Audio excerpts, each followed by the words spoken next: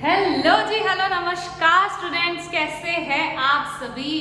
तो आज हम पढ़ने वाले हैं ट्रांसपोर्टेशन इन प्लांट्स। और जिन बच्चों को नहीं पता है कि मैम ये कौन सा चैप्टर चल रहा है, तो बेटा जी आपको लेक्चर 1 से देखने की जरूरत है, because this is your chapter life process. Life process के अंदर बेटा हमने हर एक टॉपिक को अच्छे से डिटेल में कवर किया है और हर एक टॉपिक पे अलग वीडियो है, ताकि आपको कोई भी चीज ढूंढने की झंझट रहे ही ना।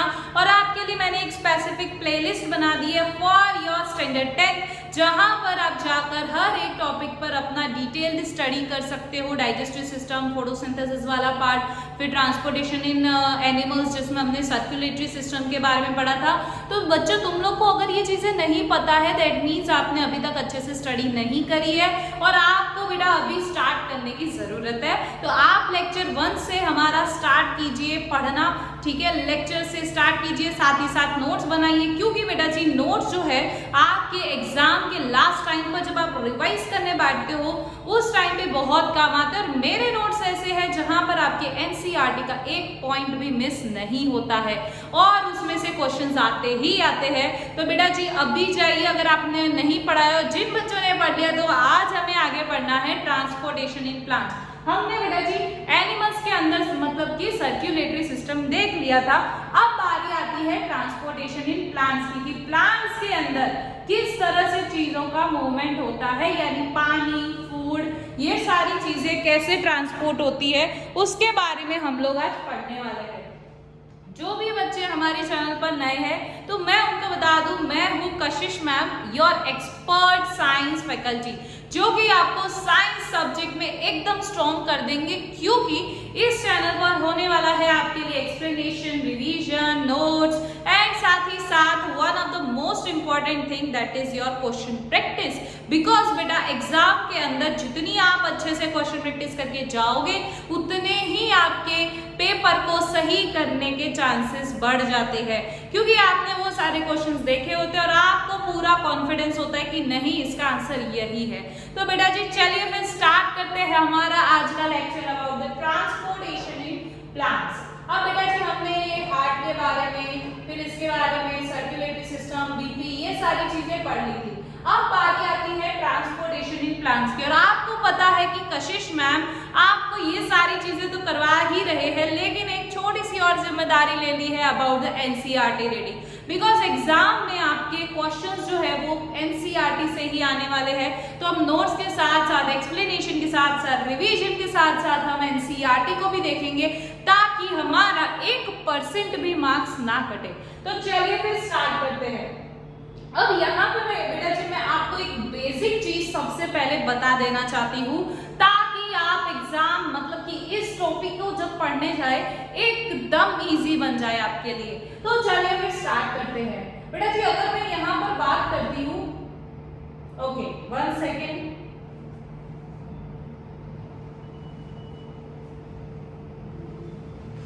ये बीच बीच में कभी कहीं चला जाता है, ठीक है, तो फिर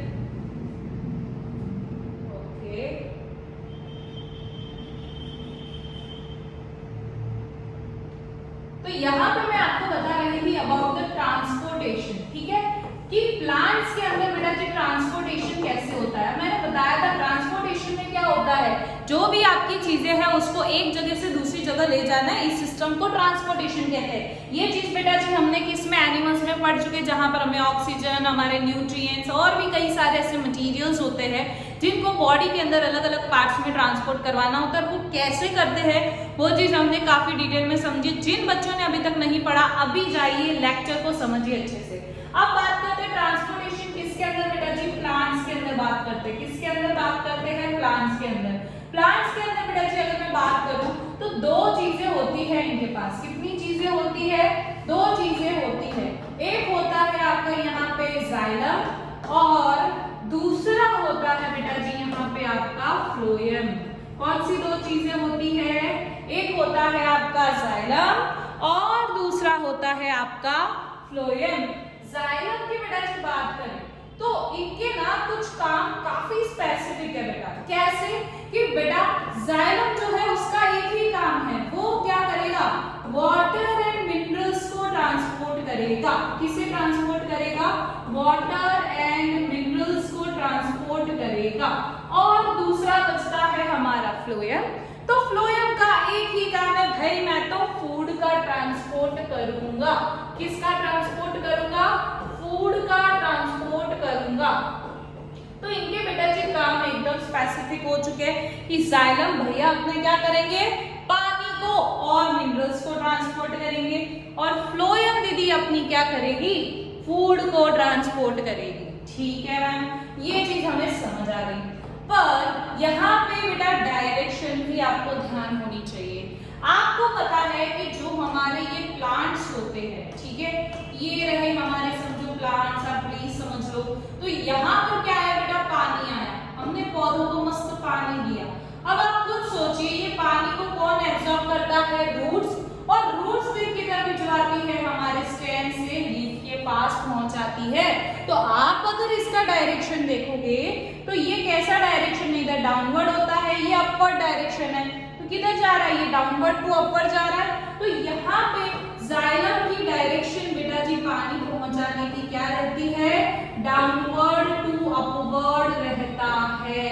और अगर आप देखोगे क्या आप ऊपर से नीचे पानी पहुंचा पाओगे? क्या आप ऊपर से नीचे पानी पहुंचा सकते हो? नहीं मैम। तो इसकी एक ही डायरेक्शन है, और एक के लिए बेटा जी हम वर्ड यूज करते हैं यूनी। क्या यूज करते हैं? यूनी। और एक ही डायरेक्शन में जा रहा है, that's why we tell unidirectional. क्या कहते हैं इसे हम? Unidirectional. Clear? Yes ma'am, clear. Phloem की बात करते हैं, फूड को ट्रांसपोर्ट करता है। अब आपको पता है भाई खाना वाना मैम कहाँ बनता है? हमारे लीफ में बनेगा। ये खाना लीफ में बना तो ये यहाँ से यहाँ नीचे जा सकता है और ऊपर भी पहुंचाया जाता है। तो पहली डायरेक्शन तो बेटा जी अपवर्ड का, तो भाई अपवर्ड वो चलो समझ गए। लेकिन अभी क्या है? एक तो डायरेक्शन इसकी कौन सी है बेटा जी? अपवर्ड टू डाउनवर्ड की डायरेक्शन है। क्या है बेटा जी? अपवर्ड टू डाउनवर्ड की डायरेक्शन है। और साथ ही साथ आप खुद दिमाग लगाइए कि फूड जो है हमारा कहाँ पर स्टोर होता है? रूट्स में भी स्टोर होता है और कई जगह स्टोर होता है। ठीक है, अब रूट के अंदर हमारा खाना स्टोर है, कभी प्लांट को जरूरत पड़ जाए तो वहां से ऊपर भिजवाना पड़ेगा। तो दैट मीन्स यहाँ पे और कौन सी डायरेक्शन हो सकती है? ये और किस में काम कर सकता है? डाउनवर्ड टू अपवर्ड में भी काम कर सकता है। ये चीज समझ आई बेटा जी? यस मैम, हमें समझ आई कि बेटा ये दोनों मतलब मैम ये जो है फ्लोएम वो दोनों डायरेक्शन में काम करता है। दैट मीन्स अगर हम मैम समझे तो ये तो दो डायरेक्शन में जा रहा है, और दो के लिए क्या वर्ड यूज होता है? बाय यूज होता है। क्या यूज होता है? बाय। तो इसे हम क्या कहेंगे मैम? Bye directional. क्या कहेंगे? Bidirectional. Clear? Yes ma'am, ये चीज तो हमें अच्छे से क्लियर हो चुकी है। Yes ma'am, done. तो अब ये चीज तो मैम हमें समझ आ गई। अब बात करते हैं हमारे मेन चीजों पे। ये बेटा आपको समझ आ गया ना जो अभी मैंने बेसिक समझाया? तो आपकी सारी चीजें सॉर्ट आउट है। डन। अब देखते हैं प्लांट्स जो होते हैं बेटा जी, आपको पता है फोटोसिंथेसिस के लिए क्या लेते हैं? कार्बन डाइऑक्साइड लेते हैं। तो यही मैंने लिखा है कि प्लांट्स क्या करते हैं? सिंपल कंपाउंड्स लेते हैं जैसे कि कार्बन डाइऑक्साइड, और फोटोसिंथेसिस करके ये क्या बनाते हैं? आपको पता है ग्लूकोज, और ग्लूकोज क्या देगा? एनर्जी देता है। तो यहाँ पे इनके पास क्या बनती है बेटा जी? एनर्जी बनती है। अब ये जो एनर्जी होती है इसको ये क्या करते हैं? जो भी क्लोरोफिल कंटेनिंग ऑर्गन्स है जैसे कि हमारी लीफ, तो उसके अंदर इसे क्या किया जाता है? स्टोर किया जाता है। दूसरा प्लांट्स का इधर क्या रहता है? Richest source of raw material. मतलब प्लांट की ग्रोथ के लिए बेटा जी और क्या चाहिए रहता है इनको? नाइट्रोजन, फास्फोरस और भी कई सारे मिनरल होते हैं जो इन्हें इनकी ग्रोथ के लिए चाहिए। ऐसा नहीं कि सिर्फ कार्बन डाइऑक्साइड से काम चल जाएगा या नाइट्रोजन से, और भी कई सारे मिनरल्स होते हैं जो उन्हें चाहिए रहते हैं। तो यहाँ पे वही लिखा है कि भाई मिनरल्स, नाइट्रोजन, फास्फोरस, ये बेटा जी आपके सारे कहाँ पर होंगे?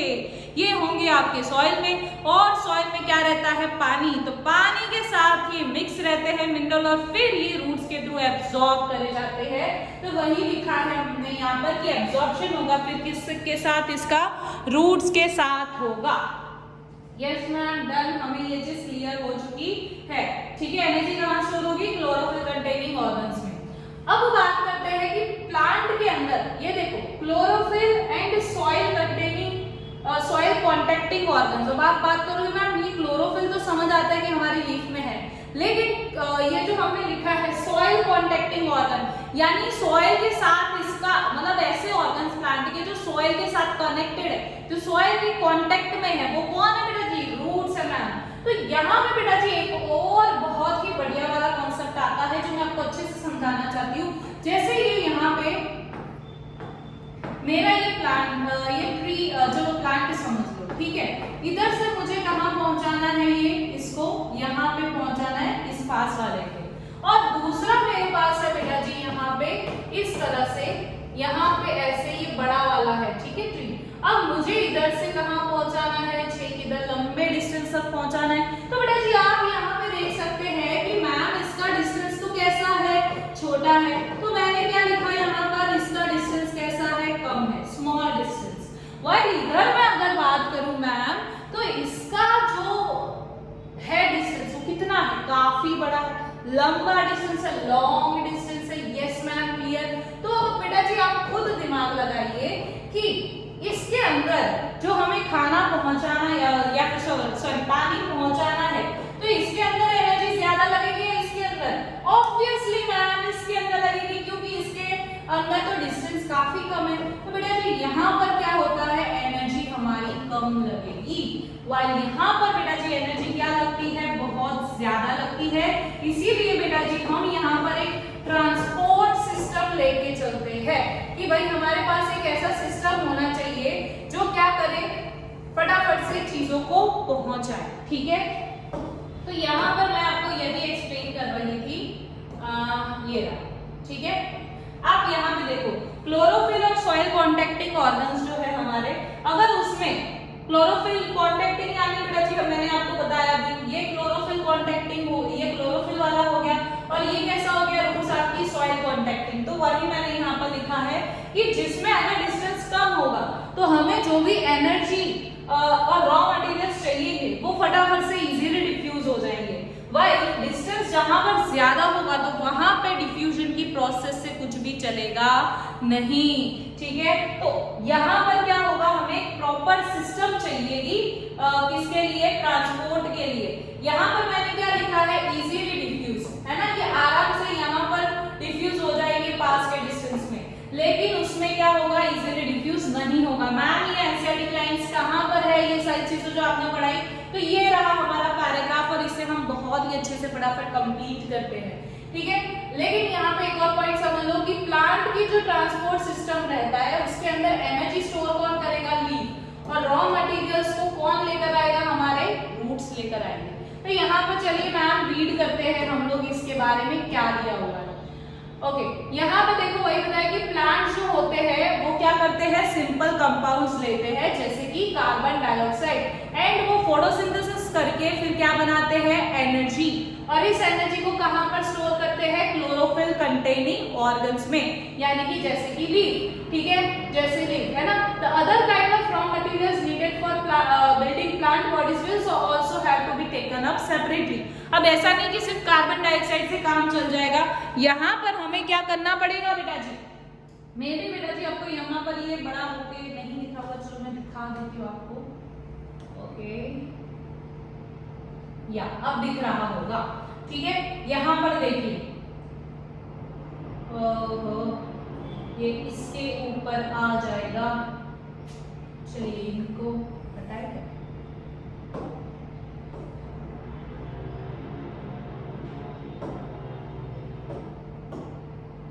चलो ऐसे दिख जाएगा आपको, है ना।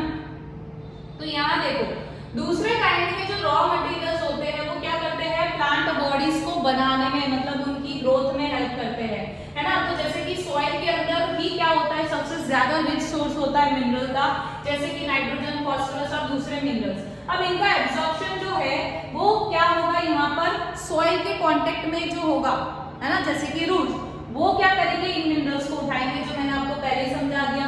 फिर ये देखो वो डिस्टेंस वाला, अगर डिस्टेंस आपका सॉइल कॉन्टेक्टिंग ऑर्गन यानी क्या हो गया? Roots and chlorophyll contacting organs, है ना, अगर वो कम है, क्लोरोफिल यानी लीफ, मतलब लीफ और रूट्स का फासला इधर यहाँ पे काफी कम है, तो एनर्जी और रॉ मटेरियल्स जो है वो इजीली डिफ्यूज हो जाएंगे बाकी के प्लांट बॉडी तक, ठीक है। लेकिन पर नहीं चलेगी। ठीक है, यहाँ पर हमें क्या करना पड़ेगा, यहाँ पे एनर्जी लगानी पड़ेगी ताकि वो चीजें पहुंच पाए। ठीक है, एंड प्रॉपर सिस्टम भी हमें चाहिएगा यहाँ पर ट्रांसपोर्टेशन के लिए। Okay ma'am, energy needs differ between different body design. अब कैसा होता है, हर एक प्लांट बॉडी की डिजाइन अलग अलग रहती है, तो यहाँ पे जो एनर्जी लगेगी वो भी क्या हो सकती है, अलग अलग हो सकती है। प्लांट्स जो होते हैं वो मूव नहीं करते, इसीलिए प्लांट बॉडीज के पास क्या रहते हैं, ज्यादातर डेड सेल्स प्रेजेंट होते हैं बहुत सारे टिश्यूज में। तो इसी की वजह से प्लांट्स के पास क्या होती है, काफी कम नीड रहती है एनर्जी की, है ना, क्योंकि वो मूव ही नहीं करते। एंड इसी की वजह से इनका ट्रांसपोर्ट सिस्टम भी बेटा भी कैसा चलेगा, धीमे धीमे चलता है, क्योंकि इनको एनर्जी की इतनी नीड ही नहीं है। ठीक है, the distances over which transport systems have to operate however can be very large in plants such as very tall trees। अब ट्रांसपोर्ट सिस्टम तो अच्छा बनाना ही पड़ेगा अगर इनको ट्रांसपोर्ट करवानी है चीजें। तो plant transport system will move energy stores from leaves and raw materials from roots. यहाँ पे बोल रहे हैं कि आपको पता है एनर्जी कहाँ स्टोर होगी, लीव्स में। जो भी पार्ट को जरूरत है वहां से, मतलब कि जो आपकी लीव्स है उधर से भिजवाया जाएगा, और रॉ मटेरियल्स आपको पता है कहाँ से आएंगे, रूट से आएंगे। These two pathways are constructed as independently organized conducting tubes। अब ये जो है कि भाई लीव्स से हमें एनर्जी पहुंचानी यानी फूड पहुंचाना है, दिमाग से रिलेट कर पाओगे। ठीक है, and raw materials from roots, और रूट से हमें रॉ मटेरियल्स पहुंचाने जैसे मिनरल्स, पानी और ये सारी चीजें। तो ये सारी चीजों के लिए बेटा ये दोनों क्या है, क्या एक दूसरे से जुड़े हुए नहीं, ये दोनों इंडिपेंडेंटली काम करते हैं। आपको एमसीक्यूज में क्या कर सकते हैं, इंडिपेंडेंटली की जगह डिपेंडेंटली लिख के आ गया तो आप क्या करोगे, टिक करके नहीं आना, वो गलत हो गया, वो डिपेंड नहीं करते। ये दोनों अपना अलग अलग काम करते हैं, दोनों की कंडक्टिंग ट्यूब्स क्या है, अलग ऑर्गेनाइज्ड है। एक जाइलम क्या करेगा, वाटर एंड मिनरल्स को ट्रांसपोर्ट करेगा, अभी बताया मैम, और दूसरा फ्लोएम जो है वो आपका क्या करता है, प्रोडक्ट जो बनते हैं फोटोसिंथेसिस की, जैसे कि फूड या फिर हम बोल सकते हैं ग्लूकोज। ठीक है, ये कहां से कहां, लीव्स से लेकर जहां पर भी पार्ट्स ऑफ प्लांट जहां पर भी हमें जरूरत है वहां तक पहुंचाया जाएगा। तो बेटा जी यही सार था आपके इस एनसीईआरटी के पैराग्राफ का। डन, अब हम पढ़ते हैं आगे। आई होप सो आपको सारी चीजें अच्छे से समझ में आ रही होगी। अब हम सिर्फ बात करते हैं वाटर ट्रांसपोर्ट के ऊपर हम फोकस करते हैं, फिर हम फूड ट्रांसपोर्ट पे फोकस करेंगे। सबसे पहले अगर आप देखो तो जाइलम जो है आपका कौन है यहाँ पे, मैम जाइलम है। जाइलम जो होता है उसके पास में क्या है, ये क्या है आपका वेसल है, क्या है प्लांट वेसल। अब इनके पास में क्या प्रेजेंट होगा, वेसल्स और ट्रैकेट्स होते हैं। और कौन से पार्ट में, रूट्स में हमारे जो वेसल्स एंड ट्रैकेट्स होते हैं वो आपको पता है एक्टिवली क्या करेंगे, आयंस लेते रहेंगे, है ना, क्योंकि प्लांट को ग्रोथ के लिए जरूरत होती है आयंस की। और इसी की वजह से क्या हो जाएगा, डिफरेंस आ जाएगा आयंस के कंसंट्रेशन में, है ना, किसके बीच में, रूट्स और सॉइल के। अब मैम बोलोगे मैम ये पता नहीं क्या चल रहा है, ये क्या है कंसंट्रेशन। अगर आपने 9th में ये चीजें नहीं पढ़ी होगी तो कोई बात नहीं, मैं हूं ना, पढ़ा देती हूँ आपको क्या होता है कंसंट्रेशन। ये देखिए हमारी ये क्या है, रूट्स है। ठीक है, और यहाँ पे बेटा जी आपके क्या है, ये समझो कि आयंस प्रेजेंट है, ये क्या है आपके सारे आयंस है। और ये पार्ट है हमारे रूट का, कौन सा पार्ट है, ये हमारे रूट का, इसको थोड़ा सा मोटा कर देते हैं। ठीक है, ठीक है, ये हमारा क्या है आयंस, और ये क्या है हमारे रूट्स वाला पार्ट है। अब आप खुद देखिए, आपको पता है कि जो हमारी रूट्स होती है वो क्या लेती रहती है, पूरे टाइम आयंस लेती रहेगी। तो आप देखिए ये आयंस जो है जितने भी कहाँ जा रहे हैं, अंदर जा रहे हैं, ये हमारा अंदर चला गया। इसी तरह काफी सारे आयंस जो है वो हमारी रूट्स क्या करती रहती है, पूरे टाइम लेती रहती है। ठीक है, अब यहाँ पे क्या हो जाएगा, रूट्स के अंदर तो आयंस बढ़ गए इतने सारे, लेकिन जो सॉइल है हमारे वहां पे क्या हो गया, आयंस कम हो गए। ठीक है, यहाँ पर क्या हुए, हमारे आयंस कम हो गए, और यहाँ पे अंदर की साइड हमारे आयंस क्या हो जाएंगे, बढ़ जाएंगे। अब आपको पता है ये आयंस वाला पार्ट है, यहाँ पर क्या होगा, आपका पानी ज्यादा होगा, यस और नो, यहाँ पे आपका पानी क्या है, बहुत सारा है, लेकिन रूट्स के अंदर क्या है, काफी कम है। तो यहाँ पर क्या होता है, आपको पता है जहां पे भी कंसंट्रेशन हाई होता है उधर से लो की तरफ जाता है, यानी हमारा पानी यहाँ पे क्या करता है, ऑस्मोसिस करता है। मतलब कि आपका जहां पर पानी ज्यादा है उधर से कम की तरफ जाएगा, यानी रूट्स के अंदर अभी पानी कम है तो ये कहाँ जाएगा, अंदर की तरफ जाएगा। यानी बाहर सॉइल में पानी ज्यादा, रूट्स के अंदर कम, तो बाहर सॉइल से कहाँ जाएगा, पानी रूट्स के अंदर जाएगा। समझे? तो वही बेटा जी हमने यहाँ पर लिखा है कि एक तो तरीका है पानी को एब्जॉर्ब करने के लिए कि जो आपकी वेसल्स एंड ट्रैकेज प्रेजेंट होती है रूट्स के अंदर, वो पूरे टाइम क्या करते रहते हैं, आयंस को लेते रहते हैं, जिसकी वजह से यहाँ पर क्या होता है, रूट्स के अंदर समझो आयंस ज्यादा हो गए और उसकी वजह से डिफरेंस आ जाता है। क्या डिफरेंस आया कि सॉइल के अंदर कम हो गए और इधर रूट्स में ज्यादा हो गए। ठीक है, अब यहाँ पे डिफरेंस बन जाता है किसके बीच में, रूट्स और सॉइल के बीच में। अब आपको पता है कि सॉइल के अंदर क्या होगा, यहाँ पे आयंस का मतलब पानी ज्यादा और यहाँ पे हमारे आयंस ज्यादा है पर पानी कम है, तो मतलब पानी कहाँ से कहाँ जाएगा, ज्यादा से कम की तरफ। मतलब ज्यादा कहाँ है पानी हमारा, बाहर की तरफ, और कम कहाँ है, रूट्स में। तो यहाँ पे क्या होगा, पानी कहाँ मूव करेगा, रूट्स के अंदर मूव करेगा, और ये जो डिफरेंस आया था आयंस का वो क्या हो जाएगा, खत्म हो जाएगा, यानी कि दोनों जगह चीजें इक्वल हो जाती है।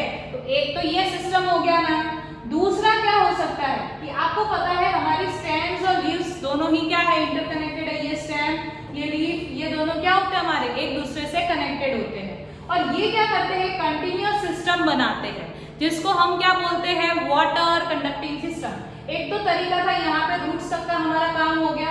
अब रूट से आगे हमें कहाँ पहुंचाना है, हमारे लीफ तक पहुंचाना है स्टेम के थ्रू। तो अब ये एक कंटिन्यूअस सिस्टम इसके अंदर बनता है जिसे हम बोलते हैं वाटर कंडक्टिंग सिस्टम। क्या कहते हैं, वाटर कंडक्टिंग सिस्टम। डन।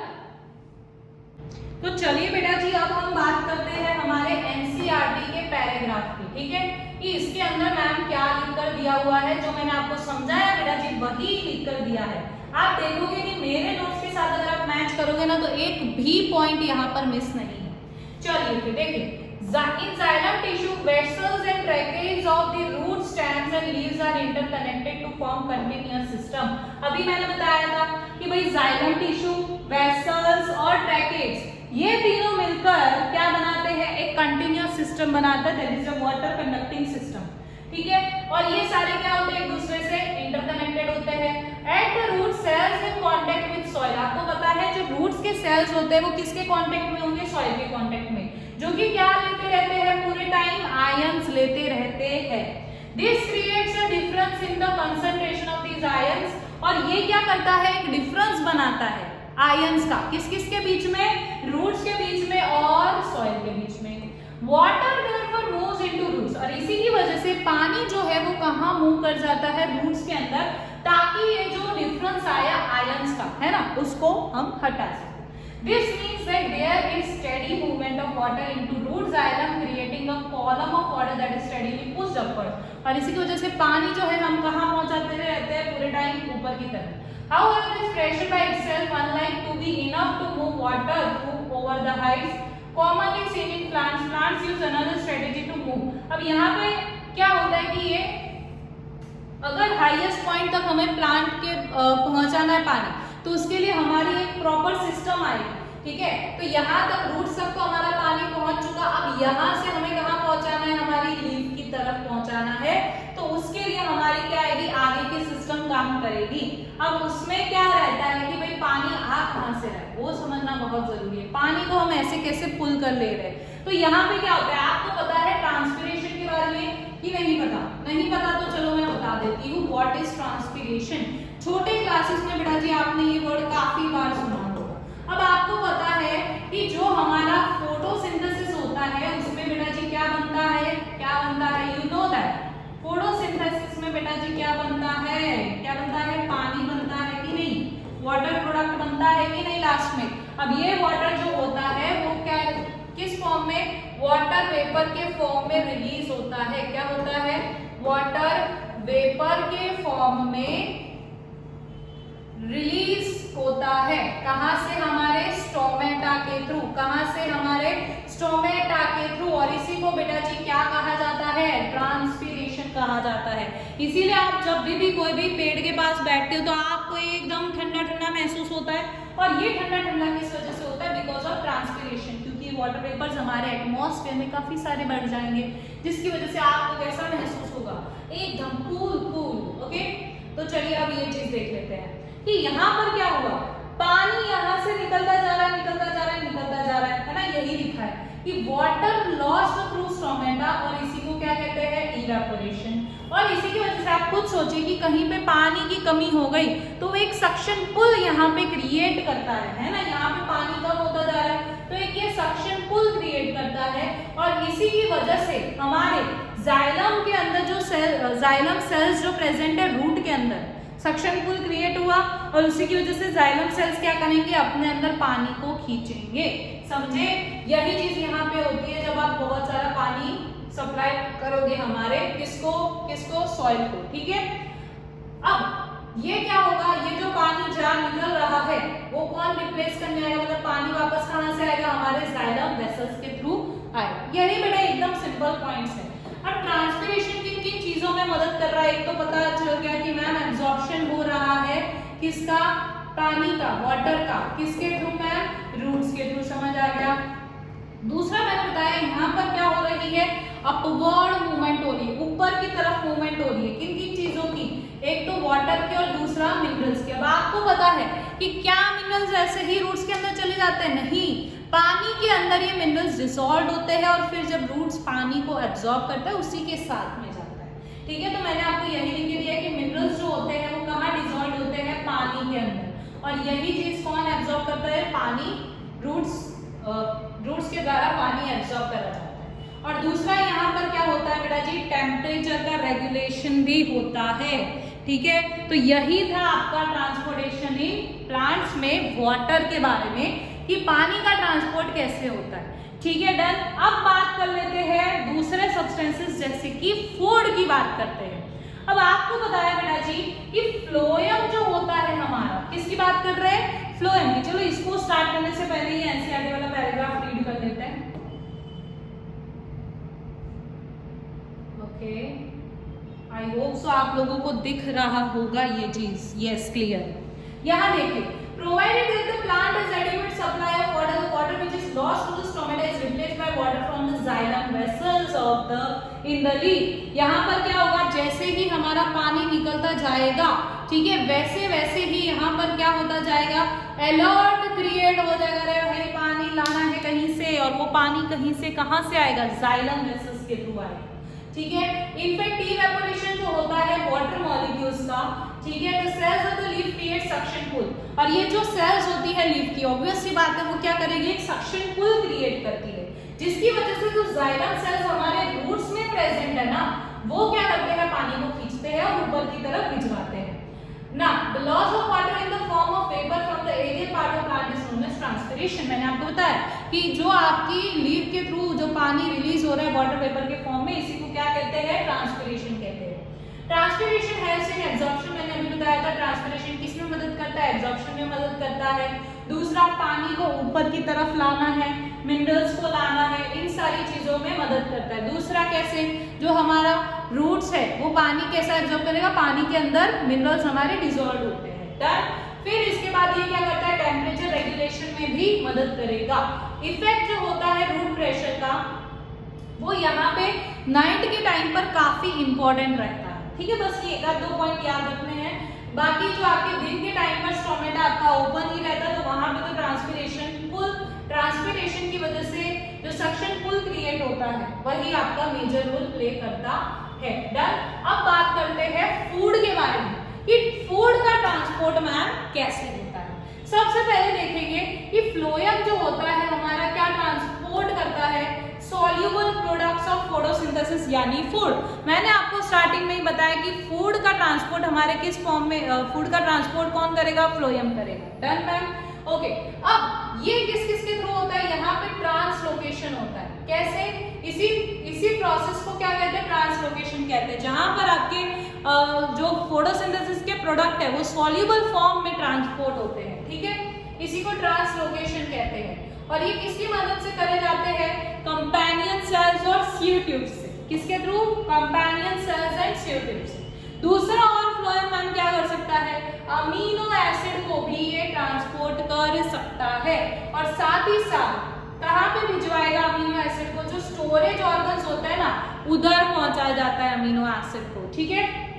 जैसे कि roots, fruits, seeds, growing organs, इनके पास हमारे अमीनो एसिड को क्या करा जाता है, ट्रांसपोर्ट करा जाता है। डन मैम, समझ आ गई ये चीज।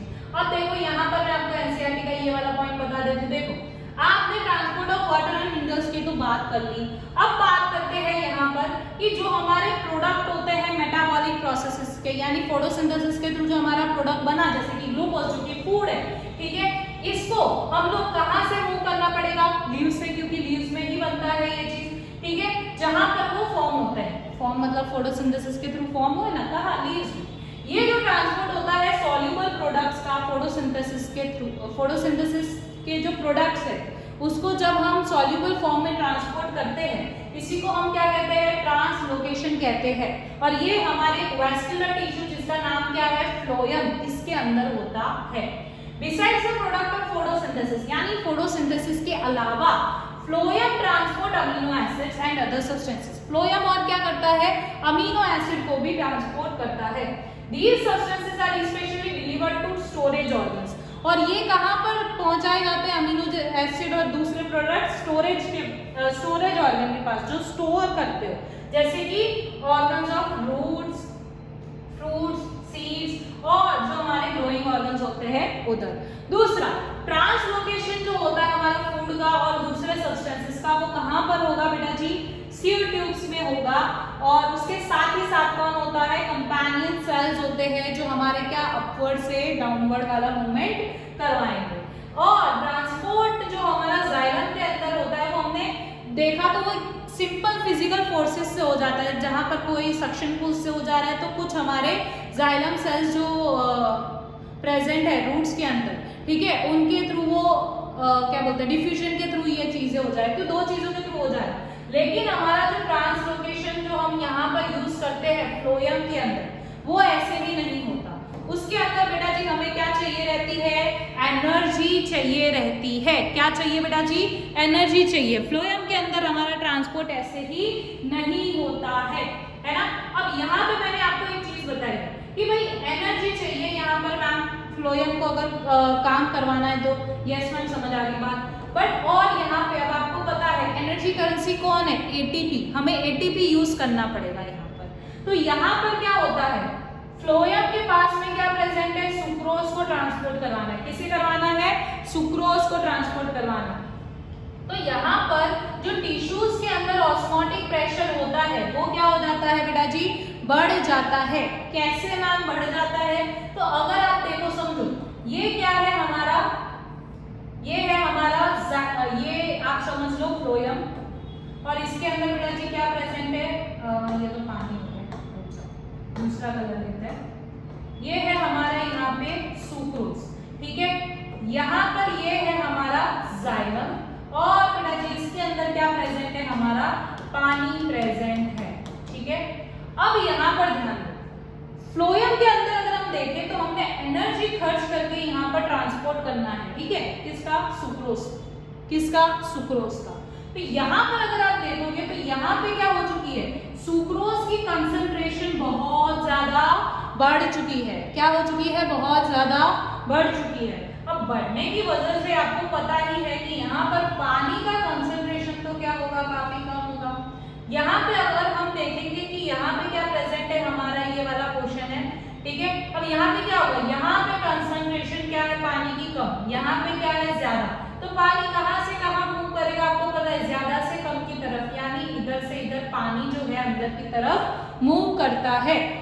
तो यही चीज यहाँ पे लिखी कि यहाँ पर सुक्रोज का ज्यादा है कंसंट्रेशन, मतलब यहाँ पे ऑस्मोटिक प्रेशर जो है वो आपका क्या है, बहुत ही ज्यादा है। भाई पानी लाने का प्रेशर, भाई पानी आना ही चाहिए अब इधर, ठीक है। तो सुक्रोज जो होता है डन, वो कहाँ पर है आपका, फ्लोएम ट्रांसपोर्ट करवाता है एटीपी की मदद से, डन। अब यहाँ पे टिश्यूज के अंदर क्या रहता है, ऑस्मोटिक प्रेशर ज्यादा रहता है, डन। और यहाँ पे इसी की वजह से पानी जो है वो कहाँ मूव करेगा, अंदर की तरफ, और फ्लोएम के अंदर जो भी मटेरियल्स प्रेजेंट होंगे वो कहां पर चले जाएंगे, टिश्यूज के अंदर, क्योंकि टिश्यूज के अंदर बेटा जी क्या है, कम प्रेशर होता है। डन। तो यही चीज यहाँ पर हमने लिखी है, यहाँ एनसीईआरटी में भी है कि materials like sucrose is transferred into phloem tissue. जो हमारा सुक्रोज होता है, ठीक है, वो कहां से ट्रांसफर करा जाता है, फ्लोएम टिश्यू के थ्रू, ठीक है, transferred into phloem tissue using energy from ATP. हम किसके थ्रू ट्रांसपोर्ट करवाते हैं, एटीपी को यूज करके। This increases the osmotic pressure of the tissue causing water to move into it. हमारा ये जो फ्लोएम है इसके अंदर क्या हो जाएगा बेटा जी, ऑस्मोटिक प्रेशर बढ़ जाएगा, ठीक है, जिसकी वजह से पानी जो है यहाँ पर अंदर की तरफ मूव करता है। डन। क्योंकि यहाँ पर कम है, यहाँ पर ज्यादा, जो इधर से इधर मूव करेगा। This pressure moves the materials in the phloem to tissues. और इसी की वजह से अब यहाँ पे क्या हो जाता है बेटा जी, कंसंट्रेशन, इसके टिश्यूज है यहाँ पे मेरे पास, ये क्या है मेरे, समझो टिश्यूज है, ठीक है, और ये है हमारा फ्लोएम। यहाँ पे क्या है, बहुत ही ज्यादा आ चुका है ये, और यहाँ पे मेरा जो सुक्रोज है वो कम है, ज्यादा है, सॉरी, ठीक है, और इसके पास, टिश्यू के पास कम है। तो अब यहाँ पे इन दोनों का आप कंपैरिजन करोगे तो यहाँ पे प्रेशर हमारा कैसा है, कम, वाइल यहाँ पे हमारा प्रेशर ज्यादा। ऑब्वियसली यहाँ से यहाँ पर चीजें मूव करेगी, मतलब फ्लोएम से अब किधर ट्रांसपोर्ट हो गया, हमारे टिश्यूज के अंदर ट्रांसपोर्ट हो चुका है। तो यही बोल रहे हैं कि प्रेशर जो होता है उसकी वजह से मटेरियल जो हमारे फ्लोएम में प्रेजेंट है वो कहाँ मूव कर जाएंगे, टिश्यूज के अंदर, जहां पर क्या प्रेजेंट होता है, कम प्रेशर होता है। This allows the phloem to move material according to the plant's needs. यही चीज क्या करती है, प्लांट की नीड्स के अकॉर्डिंग चीजों को ट्रांसपोर्ट करवाता है। जैसे कि स्प्रिंग के टाइम पर बेटा जी क्या होता है, शुगर जो है हमारा कहाँ पर स्टोर होता है, स्टेम के टिश्यूज है, रूट के टिश्यूज है, उसके अंदर, ठीक है, would be transported to the birds which needs energy to grow। अब स्प्रिंग के टाइम पर आपको पता है बर्ड्स का ग्रोथ होगा, फ्लावर्स बनाने हैं नए नए, तो यहाँ पर वही चीज लिखी कि भाई उस टाइम पे उसको ज्यादा जरूरत है, तो उस टाइम पे क्या करा जाएगा, जो भी हमारा शुगर स्टोर होगा रूट्स के अंदर या स्टेम्स के अंदर, उधर से कहाँ पहुंचा दिया जाएगा, हमारे किसके पास पहुंचाया जाएगा, बर्ड के पास। तो समझो जब भी जो भी नीड्स रहेगी उसके अकॉर्डिंग यहाँ पे चीजों को मूव करा जाएगा। आई होप सो आपको ये चीजें अच्छे से समझ में आ चुकी होगी। मैंने यहाँ पर क्या बताया, यहाँ पर हमारा फ्लोएम है, ठीक है, यहाँ पर फ्लोएम के थ्रू यहाँ पर ये एटीपी खर्च करके क्या करता है, सुक्रोज का ट्रांसपोर्ट करवाता है। तो अब इसके अंदर सुक्रोज बहुत ज्यादा है, मतलब इसका ऑस्मोटिक प्रेशर ज्यादा है। तो यहाँ पर जाइलम वेसल्स उसके पास में होते हैं जहाँ पर पानी रहता है। डन। तो यहाँ पर पानी कम होता है, यहाँ पर पानी ज्यादा होता है, तो ये पानी ज्यादा से कहाँ की तरफ मूव करेगा, कम की तरफ। अब ये फ्लोएम और टिश्यूज का कंपैरिजन करो, इसके पास में सुक्रोज ज्यादा है, इसके पास में कम है, मतलब यहाँ पे क्या होगा, फ्लोएम से किसकी तरफ हो गया, टिश्यूज की तरफ ट्रांसपोर्ट हो चुका है। मतलब इस तरह से फूड का ट्रांसपोर्ट जो है वो आपके हर एक पार्ट में किया जाता है। तो बेटा जी यहाँ पर आपका कंप्लीट होता है ट्रांसपोर्टेशन इन प्लांट्स, है ना। तो यहाँ पर बेटा जी हमने एक एक पॉइंट को डिटेल में कवर कर दिया है। ट्रांसपोर्टेशन इन प्लांट्स के अंदर दो पार्ट्स, वाटर और फूड का। अब आपको चीजें समझ आई है तो बेटा जी जरूर से कमेंट डाउन कीजिएगा कि यस मैम सारी चीजें समझ आ गई। और अगर आप चाहते हो कि मैम आप लाइव लेक्चर लीजिए तो मैं लाइव लेक्चर भी लेने की कोशिश जरूर से करूंगी, वो भी कमेंट कर दीजिएगा। और तीसरी चीज, अगर आपको कोई भी इसमें डाउट बचा है तो वो भी आप क्या कर सकते हो, कमेंट सेक्शन में लिख सकते हो। और इसी के साथ बेटा जी कंप्लीट होता है आज का हमारा lecture about the transportation in plants. अगर आपको बेटा जी लेक्चर समझ आया है, अच्छे से चीजें समझ आई है, दिमाग में फिट हो गई है, और अगर आप आगे क्वेश्चन प्रैक्टिस करना चाहते हो, साइंस को स्ट्रॉन्ग बनाना चाहते हो, तो हमारी चैनल को बेटा जी अभी ही सब्सक्राइब करें, लाइक करें और अपने फ्रेंड्स के साथ जरूर से शेयर करें। So thank you very much my dear students and my dear friends. Welcome again.